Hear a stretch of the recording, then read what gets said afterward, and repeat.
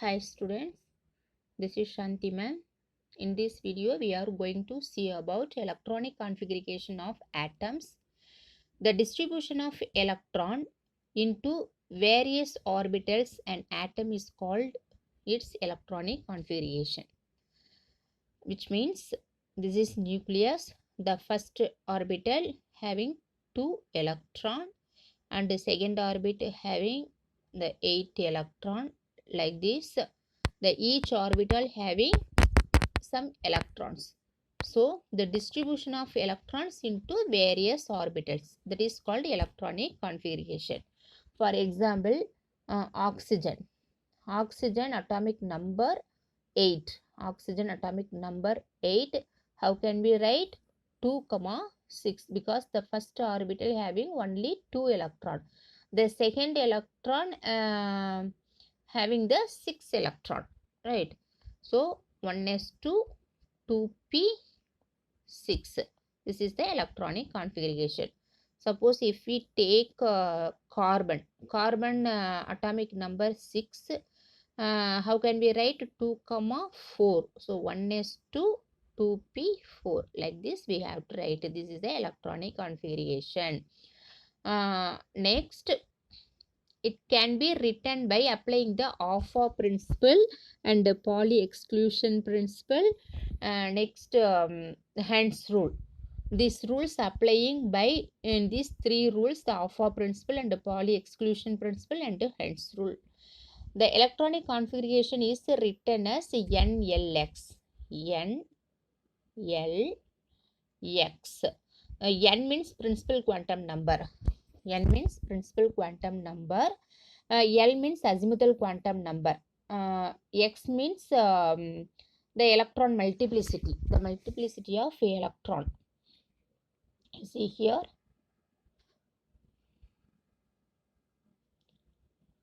L represents the letter designated orbital. If S orbital, L equal to 0. If P orbital, L equal to 1. If D orbital, L equal to 2. If F orbital, L equal to 3. So X represents the number of electron present in the orbital. The X represents number of orbital present in the orbital. Let us consider the hydrogen atom which has only 1 electron and it occupies the lowest energy orbital. One is according to the Offa principle. Offa principle பிரகாரம் பார்த்தோம்னா ஹைட்ரஜனுக்கு n equal to 1, L equal to 0. L equal to 0. So 0 na S orbital and X. 1 x na the number of electron present in the orbital. இந்த orbital எத்தனை electron இருக்கும்? ஒரே ஒரு electron தான் இருக்கும். அதை தான் நம்ம என்னன்னு சொல்லுவோம்? x அப்படின்னு சொல்லுவோம். இப்போ நம்ம எழுதும்போது பார்க்கலாமா? 1s1 1s1 இந்த ஃபார்முலால எப்படி இருக்கும்? NLX. என்னங்கிறது principal quantum number. So first orbit. This is the first orbit and L is the azimuthal quantum number. இப்போ n equal to 1 அப்படின்னா if L equal to 0. If L equal to 0 means that is the S orbital. So we have to write S orbital. 1 is the 1 electron present in the orbit. So the 1 is represent the electron present in the orbit. This is the we have to speak the 1s1. 1s1. The orbital diagram for this configuration 1. This is the 1s1. So the electronic configuration and orbital diagram for the elements up to atomic number 10. 10 வரைக்கும் உங்களுக்கு கொடுத்திருக்காங்க இதுல. Listen. Hydrogen 1s1. So the spin quantum number also 1 clockwise. Helium 2. Helium 2 means first orbital தான் 2 electron இருக்கும். அதுக்கு வந்து ஒரு electron வந்து கிளாக் வைஸில் இருக்கும், ஒரு எலக்ட்ரான் வந்து ஆன்டி கிளாக் வைஸில் இருக்கும். Next lithium 3 1s2 2s1. So 1s2ல 2 எலக்ட்ரான் இருக்கும், 2s1ல 1 இருக்கும். பெர்லியம் 4 1s2ல 2 இருக்கும், 2s2ல 2 இருக்கும். அடுத்தது B5 1s2ல 2s2ல 2 இருக்கும். நெக்ஸ்ட்டு வந்து பி ஆர்பிட்டலை வந்து 3ஆக பிரிக்க முடியும் ஓரியன்டேஷன் மேக்னெட்டிக் குவாண்டம் நம்பர் பிரகாரம். இதை 3 ஓரியன்டேஷன் இருக்கும். ஸோ பிஎக்ஸில் 1 தான் இருக்கும். அடுத்தது C6 1 2 தான் இருக்கும். இது வந்து ஹென்ஸ் ரூல் பிரகாரம் ஒரு ஆர்பிட்டும் போய் அதில் ஃபில் ஆன பிறகு தான் வந்து அதோட பேர் ஆகும். ஸோ 7 பாருங்க 1 2 3 8 ஃபஸ்ட்டு 1 2 3 போயிட்டு அதுக்கப்புறம் தான் வந்து 8th எலக்ட்ரான் பேர் ஆகுது. ஓகேவா?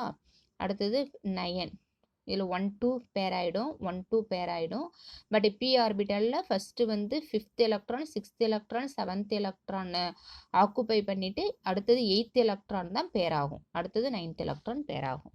ஓகேவா? 10 also like that. This is the electronic configuration. The actual electronic configuration of some elements such as chromium and copper slightly differ from the expected electronic configuration in the accordance with the alpha rule.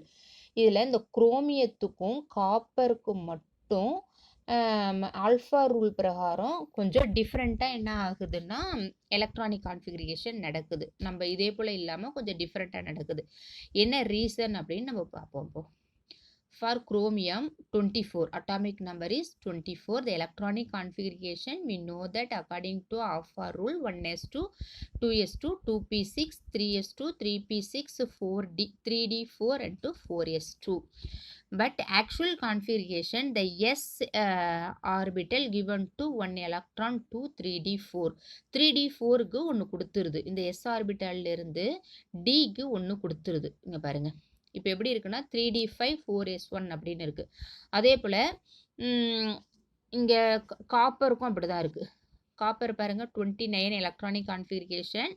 இங்கே லாஸ்ட்டாக 3d9 4s2 இருக்கு இல்லையா, இந்த 4s2லேருந்து 3d10ன்னு சொல்லி கொடுத்துருது. இங்கே 3d5 அப்படின்னு சொல்லி கொடுக்குது, இங்கே 3d10 அப்படின்னு சொல்லி கொடுக்குது. What reason? இது என்ன ரீசனுக்காக கொடுக்குது அப்படின்னா, நமக்கு ஏற்கனவே தெரியும் fully filled half filled தான் stable, fully filled and half filled only stable. அதுக்காக தான் இது இந்த மாதிரி கொடுக்குது. இப்போ பாருங்க, இப்போ இங்க 3d5 அப்படின்னு இருந்துச்சுன்னா, இங்க 3d5 இருந்ததுன்னா அதனுடைய ஓரியன்டேஷன் 5 1 2 3 4 5. ஸோ இது half filled. இது என்னது? இது half filled. அதனால இது வந்து ஸ்டேபிளாக இருக்கும். இப்போ 3d4 அப்படின்றத விட 3d5 அப்படின்னும் பொழுது இது ஸ்டேபிளாக இருக்கும். இப்போ 3d5 வந்து ஸ்டேபிளாக இருக்கும், அவுட்டர் மோஸ்ட் எலக்ட்ரானில் ஒன்று இருக்கும். ஓகேவா? இப்போ 29 காப்பருக்கு பாருங்கள், இங்கே 3d10 இருக்குது, இங்கே 3d9 இருக்குது. இப்போ இதோட எலக்ட்ரானிக் கான்ஃபிகரேஷன் ஓரியன்டேஷன் 5ன்னு தெரியும் டிக்கு 5 ஓரியன்டேஷனில் 1 2 3 4 5 அப்படின்னு வந்து ஆக்குப்பை பண்ணிடும். ஹென்ஸ் ரூல் பிரகாரம் ஃபுல்லாக ஆக்குப்பை பண்ணிட்டு திரும்ப வந்து தான் பேராகும். அப்போது 5 6 7 8 9. இப்போ 9 இருக்கும் பொழுது இது வந்து அன்ஸ்டேபிள். 9 இருக்கும்போது இது அன்ஸ்டேபிளாக இருக்கும். இப்போது 10 இது ஃபுல்லி ஃபில்டாக இருக்கும் பொழுது, fully filled also stable. Fully filled means stable. அதுக்காக தான் இந்த காப்பருக்கும் குரோமியத்துக்கும் மட்டும் எஸ் ஆர்பிட்டாலிருந்து டி ஆர்பிட்டாலுக்கு ஒரு எலக்ட்ரானை கொடுக்குது. The reason for above observed configuration is that fully filled orbitals and half filled orbitals have been found to have extra stability. அது மட்டும் extra ஸ்டெபிலிட்டியாக இருக்குது. In other words, P3 P6 means 3 orientation for P 1 2 3 half filled. So P3 fully filled 6 P6. இது ரெண்டும் வந்து ஸ்டேபிளாக இருக்கும். Next D5 D10. D5 D10 means the 5 orientation for D. So 1 2 3 4 5 D5 and 6 7 8 9 10 D10. This half filled and fully filled is stable. Next F7 and F14. F orientation, we know that 7 orientation 1 2 3 4 5 6. So 1 2 3 4 5 6 7. So F7 and 8 9 10 11 12 13 14. F14 both are stable. அதனால தான் நம்ம என்ன பண்ணுறோம், இந்த குரோமியத்துக்கும் காப்பருக்கும் அதே போல் மாற்றிக்கிறோம் நம்ம. S ஆர்பிட்டாலிருந்து ஒரு எலக்ட்ரானை நம்ம அங்கே மாற்றிக்கிறோம். ஓகேவா? Here evaluate yourself. Explain the meaning of symbol 4F2. Write all the 4 quantum numbers for this electron. 4F2. 4 means principal quantum number. F means orbitals. F orbital. 2 means the number of electron present in the orbital. So 1, 2, 3, 4th orbital. This is the n equal to 4. Right? The principal quantum number. இங்கே SPDF இந்த F சப்ஷெல்லில் எத்தனை electron இருக்குது? 2 electron இருக்குது. இது outer most எலக்ட்ரானில் 2 electron இருக்குது அப்படின்னு சொல்லியிருக்காங்க. அந்த 2 எலக்ட்ரானும் எப்படி இருக்கும்? ஒரு ஸ்பின் குவாண்டம் நம்பரில் ப்ளஸில் இருக்கும், ஒரு மைனஸில் இருக்கும். This 4 quantum number. இப்போ 4 குவாண்டம் நம்பர் எப்படி பார்க்குறோம்? n equal to principal quantum number பார்த்துட்டோம், அசிமுதல் குவாண்டம் நம்பர் பார்த்துட்டோம். It is the multiplicity of electron. Also அது எலக்ட்ரானில் ஸ்பின் குவாண்டம் நம்பர் பார்த்துருக்கோம். ஒன்று கிளாக் வைஸில் சுற்றுது, இன்னொன்று வந்து ஆன்டி கிளாக் வைஸில் சுற்றுது. That is orientation also 7 orientation. எஃப்க்கு வந்து மேக்னெட்டிக் குவாண்டம் நம்பர் என்னன்னு சொல்லியிருக்கேன், -32 + 3, -32 + 3, 7 orientation. That is the 4 quantum number. Is it clear, students? Thank you. Hi students, this is Shanti ma'am. Today now we are going to discuss about stability of half filled and completely filled orbitals. Stability of half filled and completely filled orbitals. The exactly half-filled and completely filled orbitals have greater stability than other partially filled orbitals. The degenerate orbitals means the same energy. Degenerate orbitals means the same energy. If P means the 3 degeneration and F means the 5 degeneration and D means 5 degeneration, P means 3 degeneration and F means 7 degeneration. Right? The same energy each box. This can be explained on the basis of symmetry and exchange energy. For example, chromium has the electronic configuration. We know that argon 3d5 4s1 and 3d4 4s2. But this only possibilities, this is not possibilities because this is off filled. ஏற்கனவே நான் நடத்தியிருக்கேன் உங்களுக்கு, அதில் நான் சொல்லியிருக்கேன் of ஃபில்டாக இருந்தாலும் fully field மட்டும்தான் stable அப்படின்னு சொல்லியிருக்கேன். ஸோ இது நம்ம எது மூலயமா நம்ம கண்டுபிடிக்கலாம் அப்படின்னா symmetrical distribution and exchange energy, இது மூலயமா டி ஆர்பிட்டாலில் இருக்கக்கூடிய ஸ்டெபிலிட்டியை நம்ம கண்டுபிடிக்க போகிறோம். The symmetrical distribution and exchange of energy. The first one, the symmetrical distribution of electron. The symmetry leads to stability. The symmetry leads to stability. The half-filled and fully filled configuration have symmetrical distribution of electron figure, hence they more stable than unsymmetrical configuration. This is the symmetrical configuration. Symmetrical means half-filled and fully filled. If we take p orbital, the p3 is half filled and p6 is fully filled. Both are stable. If take d orbital, degeneration is 5 and this is half filled, this is full filled. This is the symmetrical occupied in this electron. If we take f orbital, the orientation is 7, the half filled and fully filled. These are the stable one. The degenerate orbitals such as px, py, pz have equal energies and their orientation in space different figure due to this symmetrical distribution. The shielding of one electron on other is relatively small and hence the electron are attracted more strongly by the nucleus and increase the stability. See here, this is a px. Px also having 2 orbitals, and py also 2, here one, and z also here one, right? So this is fully filled or half filled also strong, because the nucleus attracted to the nucleusல நல்லா கெட்டியா பிடிச்சு வச்சிருக்கும், அதனால இது வந்து நல்லா stability அதிகமா இருக்கும். This is the symmetrical distribution. Next, exchange energy. Exchange energy means if two or more electrons with the orbital same spin, ஒரே ஆர்பிட்டல்ல ஒரே சேம் ஸ்பின்ல இருந்துச்சுன்னா, this is the same spin, right? இதே போல சேம் ஸ்பின்ல இருந்துச்சுன்னா, the possibilities of exchanging their position, இது வந்து possibility of position வந்து change பண்ணிக்கும், பொசிஷன் வந்து சேஞ்ச் பண்ணக்கூடிய பாசிபிலிட்டிஸ் இருக்கு. அப்போ during the exchanges process of the energy is released and released energy called exchange energy. ஒரு எனர்ஜி இன்னொரு எனர்ஜியா மாறும்போது அந்த ரிலீஸ் பண்ணக்கூடிய எனர்ஜியை தான் நம்ம என்னன்னு சொல்லுவோம், எக்ஸ்சேஞ்ச் எனர்ஜி அப்படின்னு சொல்லுவோம். If more number of exchanges are possible, more exchange energy is released. அதிகமா எக்ஸ்சேஞ்ச் இருக்கக்கூடியது தான் அதிகமா என்ன கொடுக்குது, எனர்ஜிஸை ரிலீஸ் பண்ணுது. எனர்ஜி அதிகமா ரிலீஸ் பண்றது தான் வந்து நமக்கு பாசிபிலிட்டிஸ் அதிகம்னு சொல்றாங்க.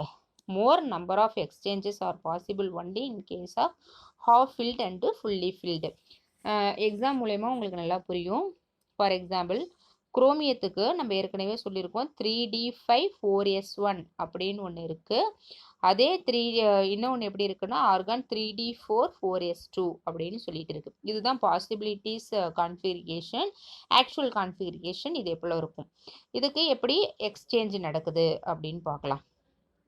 ஃபர்ஸ்ட் 3d5க்கு பார்ப்போம், அதுக்கப்புறம் 3d4க்கு பார்ப்போம். இப்போ 3d5 மீன்ஸ்